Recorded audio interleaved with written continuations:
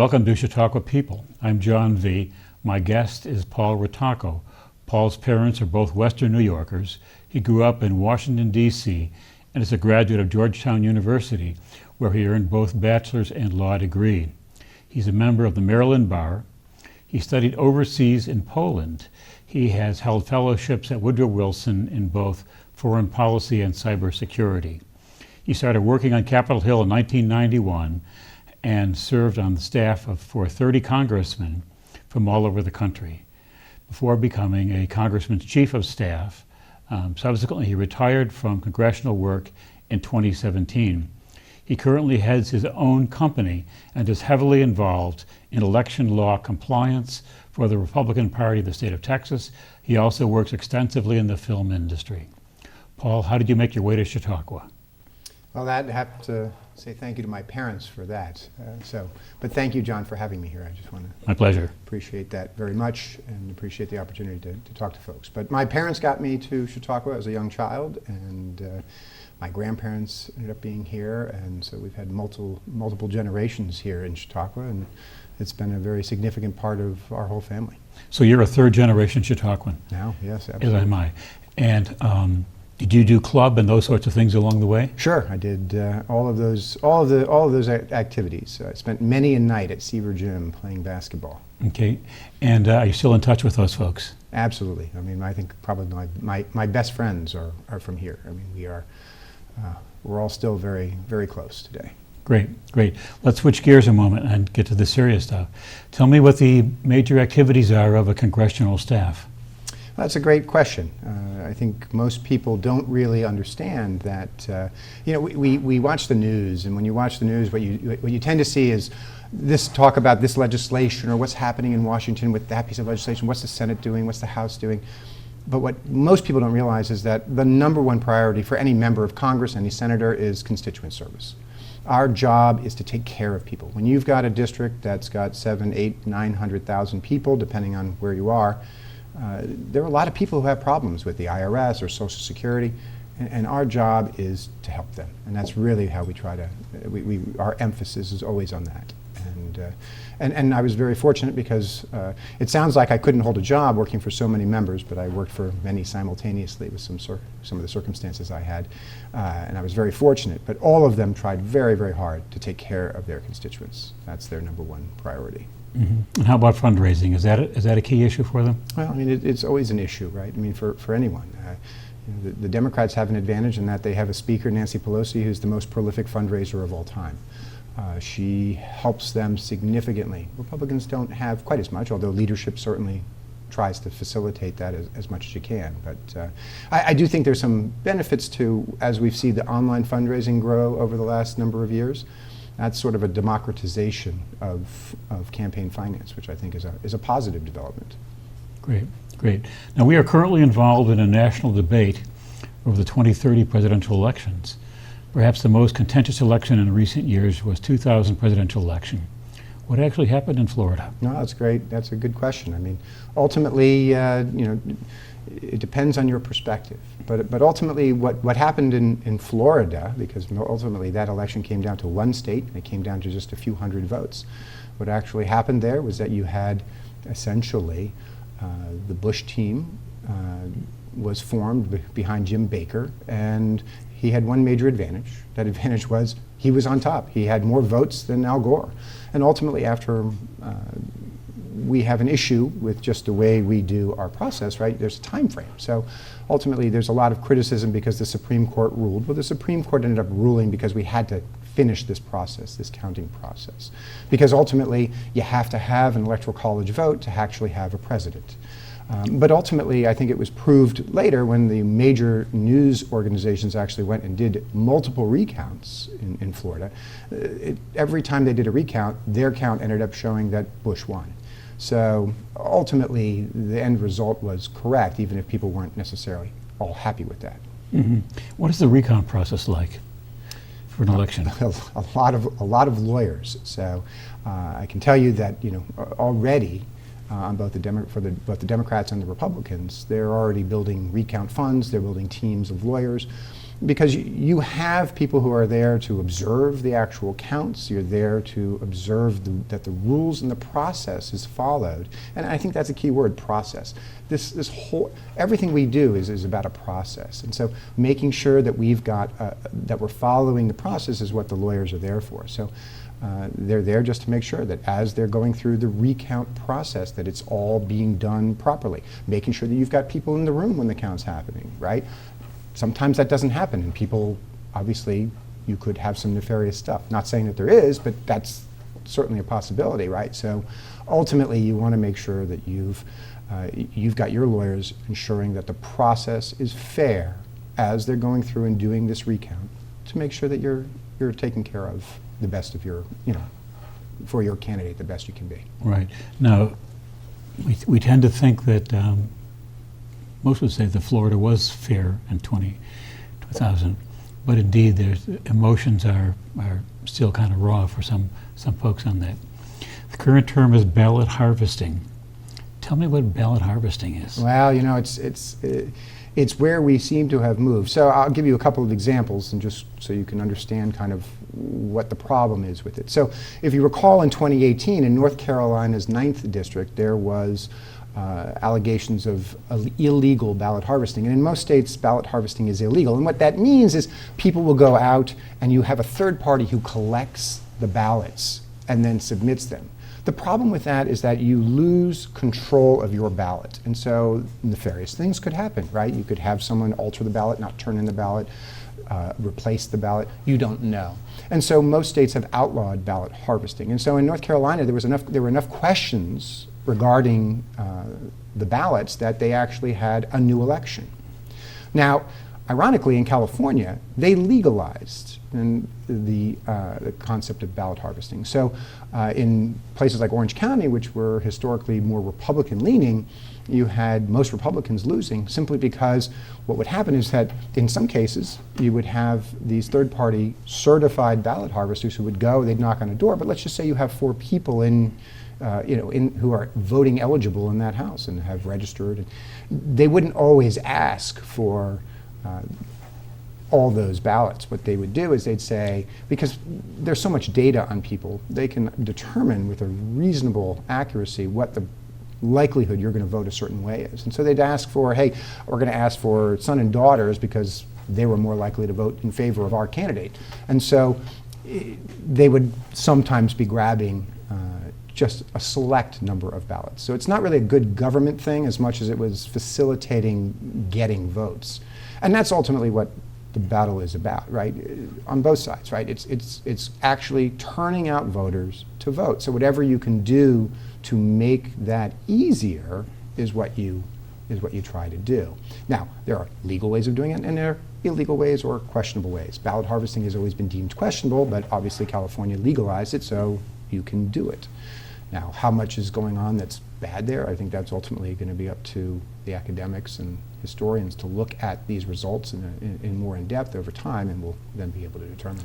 So it'll be a selective gathering then, which can lead the gatherers to produce some results. It's frustrating because I think, ultimately, I think we all wish to have good government, right? And so good government in our mind means that you're going to go collect everyone's ballots. But if they aren't, when you're selectively collecting ballots, that's not necessarily our idea of good government. Got it. Is ballot harvesting legal in New York? I don't know the answer to that. I'm not an expert on ballot harvesting in New York. But I would suspect it is. There are other things that they do in New York that are entertaining. I have to confess, we have a member of the Access Chautauqua staff who works in the Board of Elections, and I think he's a straight shooter, but all of them have a partisan affiliation. Yeah. And so I was going to tease him about that at some point, but now I can't. Yeah. Now, why did the pollsters, let's talk a little more about this recent election, why did the pollsters seemingly get it wrong in their predictions for 2016? Well, I think that's a good question. I think one of the biggest issues that you have with any polling, especially today with the advent and the use over the last, say, 10 years of cell phones, is how do you get your random sampling, number one, and number two is how do you determine within your poll what that actual turnout is going to be. And so let me explain.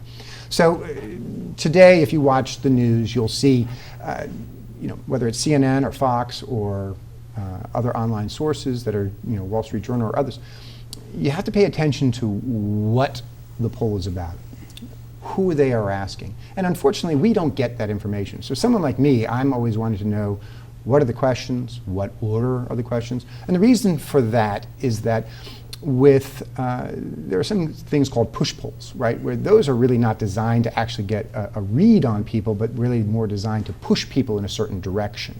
Then you have more traditional polls that the campaigns use themselves, right? Which ultimately help them determine where they stand. And those are the ones that we're talking about.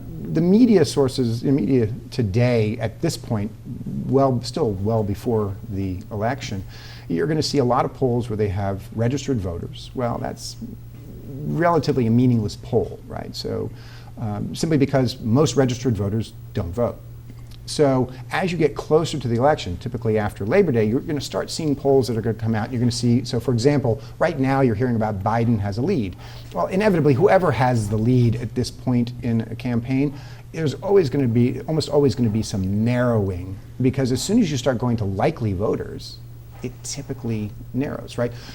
Registered voter polls tend to favor Democrats. Likely voter polls tend to favor Republicans, and that's simply because historically Republicans turn out more to elections than not. There are exceptions. In 2018, the Democrats had surges in a lot of the suburban counties. A lot of suburban moms turned out, and it was one of the reasons why the Democrats won the House back. So those things happen, but historically, typically Republicans turn out more. So likely voters is really a bigger indicator of accuracy. But the other problem then is turnout. What's the motivation for people to actually vote, right? So if you don't have a good idea of what turnout is, if you underestimate that, your numbers can be wrong, okay? Your numbers are going to be right if you have the right turnout and you've done a good scientific modeling. But the problem is it's very difficult. And we've seen examples of this around the world, right? In Australia's last election, the Conservatives were polled to be losing and they ended up winning big. The two Brexit votes, right?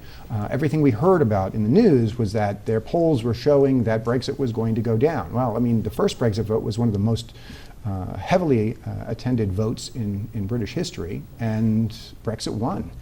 Their numbers were wrong, and part of that is because I think with the climate we're in today, not everyone is giving truthful answers when they're being asked. The turnout model is not necessarily reflecting the maybe the attitudes of folks, right? I mean, there are a lot of folks who are very motivated. That's going to be interesting in 2020. Where does the turnout go, right? Indicators are that the Trump voters are very motivated and they're going to turn out to vote. I've talked to a number of members of Congress in more rural areas around the country, and they seem to think that their voters are very motivated, and they think they're going to see higher numbers in terms of turnout than they saw in 2016.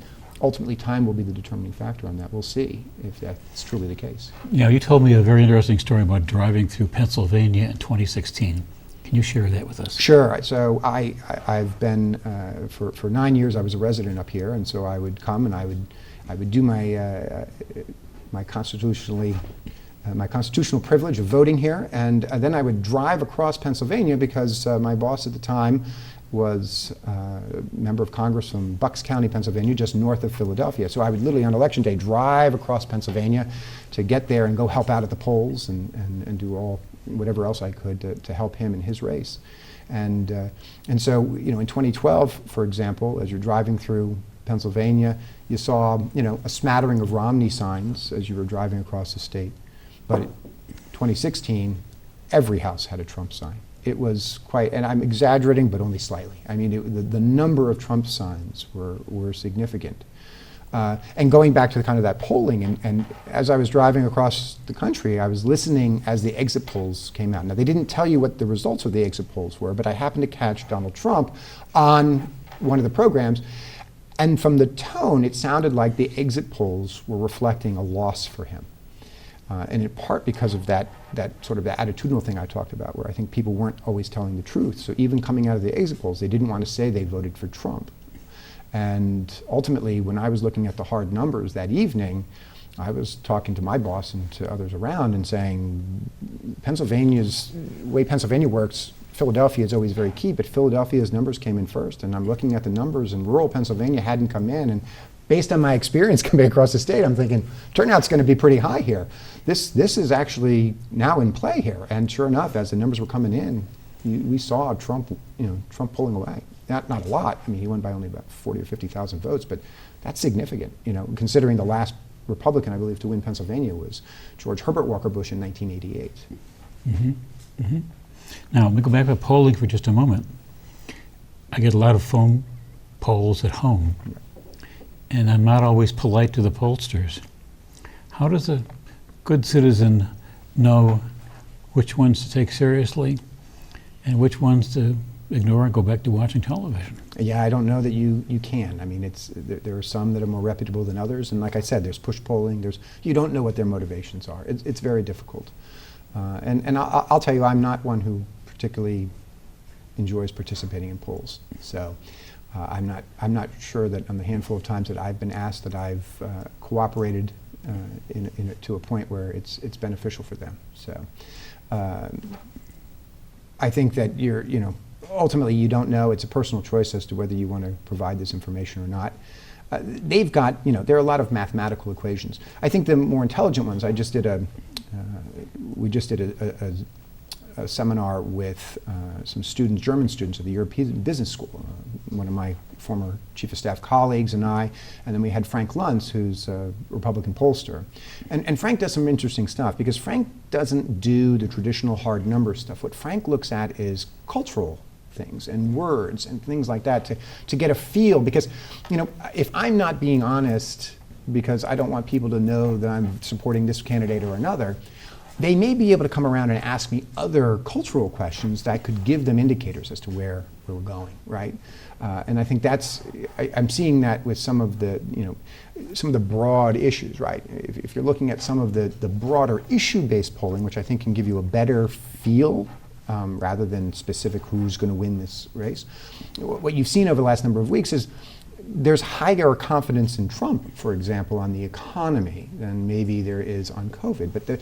But the disparities there are, while they may be significant, ultimately what's going to be more important. And so as you're getting closer to the election, you'll be able to get a feel for what's more important. So maybe the fact that he's better on the economy, if the economy becomes that issue for them, for voters as we get closer, then maybe that's going to actually benefit him more. And so looking at some of those cultural indicators is actually going to be very interesting. So if somebody was to rank order some issues and the economy was high on their list, that might be a predictor toward a Trump vote. It could be. It absolutely could be. That'd be a reasonable approach to it. Yeah. And so that worked out. Now, what was the Trump strategy in 2016 that proved so successful? I have my own theory on this. I do some stuff in the entertainment industry. I have no idea if this is true, but I got to believe that, he was very, he's had that experience in the entertainment world, and I got to believe his contract probably had some incentives based on his ratings. And I think he understood instinctively that ratings is key to these news organizations. And so whatever he could do to help garner good ratings for them would get him the attention that he wanted and needed to get his message out. I think that was component number one. And if you look at the primaries, I think I've seen some analysis of this, and some people have said he got upwards of $1 to $2 billion worth of free advertising. Now, everyone gets mentioned a little bit, but I do think he got some significant help, in terms of free media because he was so effective. It's ironic that you've got basically a 75-year-old man who is the most effective social media user in the entire world. I mean, and he really is. And I think that's the other key part for him, is that he understood that he couldn't allow, from his perspective, he couldn't allow the media to dictate his message. And so he's used Twitter in particular to really reach his base and be able to push his message out without having it go through whatever filters the mainstream media will use. Now, that's both good and bad, but ultimately it allows him to communicate directly, and that's the first time we really have had a politician who really has been effective at communicating directly and bypassing the fourth estate. And so these outrageous statements he may have made got wide coverage, and he knew how to appeal to people through that and get on the air. Well, I mean, some of the things are outrageous to some, they're not outrageous to others, right? So he's Yeah. playing to his base, right? So for them, they may not be outrageous statements, they may make a lot of sense. And I think the hard thing that you have on the left is that they don't necessarily understand that, right? I mean, I see this a lot, where they're so caught up in being anti-Trump, they're not listening, they're not understanding the concerns of the people who feel like Trump is listening to them. And I think that's, I think whoever we are, listen, the greatest honor of my life is having been able to give back, and give service to our country through Congress and help people. I mean, it's great when you can help people, but, ultimately, this is what we're trying to do, and I think ultimately people need to be heard. People have a lot of issues and they need help, and ultimately if Trump is hearing them and messaging them so they feel heard, why isn't that a good thing? Right. Now, we talked about Trump. Tell me about what Hillary Clinton did that led to her defeat. That's another good question. And I think ultimately she had a couple of problems. I think, number one, I'm not persuaded that her polls, and I haven't seen her internal polls, but I'm not persuaded her polls were as accurate, so they probably had some issue with what they anticipated the turnout would be. So I think she underperformed. It seems like she underperformed in African American communities. That certainly was impactful. But I think more importantly, she took people for granted. And I think that you never want to do that. I remember when I read Tip O'Neill's book years and years ago, and he was talking about how he almost lost his first re-election to the House of Representatives. And he was asking a neighbor, what was going on. And the neighbor said, "You never asked us for our vote." Well, Hillary Clinton did the same thing. When you look at Wisconsin and the fact that she lost Wisconsin to Bernie Sanders, and then never went back, she took it for granted, and never went back and just said, "Give me your vote, please. I'm asking." And I think that's consequential. I mean, you always hear the term, all politics is local. Even on a presidential level, it's still local, meaning you have to ask, you have to be approachable. That's why you always have kind of the beer test, Who would you rather have a beer with, right? And even if George W. Bush didn't drink a beer, a lot of people would say, "I'd rather have a beer with him than Al Gore or John Kerry." But and so that's and you laugh about that, but it's ultimately there's a certain element of truth. So I think her not showing up, and unfortunately you hear this narrative all the time that she won the popular vote, but ultimately I had one of a former top-ranking Clinton person was sitting next to me on an airplane one time. We were talking about this, and she said that same thing, and I looked at her and I said, "But that wasn't the game." Okay, the rules were the Electoral College. It wasn't popular vote. So you can spout that off all you want, and I appreciate where you're coming from, but ultimately if that was how we were going to be electing somebody by popular vote, it would be a totally different strategy. We wouldn't, Republicans wouldn't ignore California and New York and let votes just rack up because you've got local issues that get turnout up. Republicans would be engaged in those states differently. But then you'd be ignoring New Hampshire, Iowa, Maine, all those small states would be ignored. I mean, there was a certain there obviously was intelligence, but there was a certain craftiness that our founding fathers had in trying to level out the playing field so that the big states just didn't overwhelm the little states. And there is a benefit to that. I mean, I think it is good when you have candidates going to Iowa and New Hampshire and engaging people on a much more personal level.